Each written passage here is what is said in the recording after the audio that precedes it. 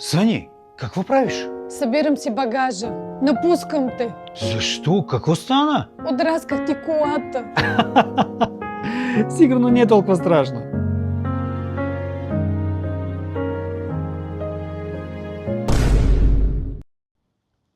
Аз ще ти помогна.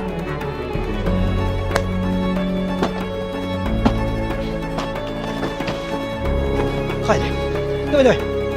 Чао! Щом седнах в колата, тръгнах на където ми видят очите, а те гледаха само към Детайлинг Студио Signature. След кратко изливане на душата и няколко драматични въздишки, вече бях спокойна, че колата е спасена. Чрез професионално полиране и пастиране премахнаха повърхностните надрасквания, възстановиха боята и върнаха бляска на автомобила. Най-много ме впечатли колко прецизно работят и колко внимание обръщат на всеки детайл. Когато видях крайния резултат, си казах, може би все пак няма да си търся нов дом. Надявах се, че след като види колата, Алексей не само ще ми прости, а и сам ще ме моли да се пребера вкъщи.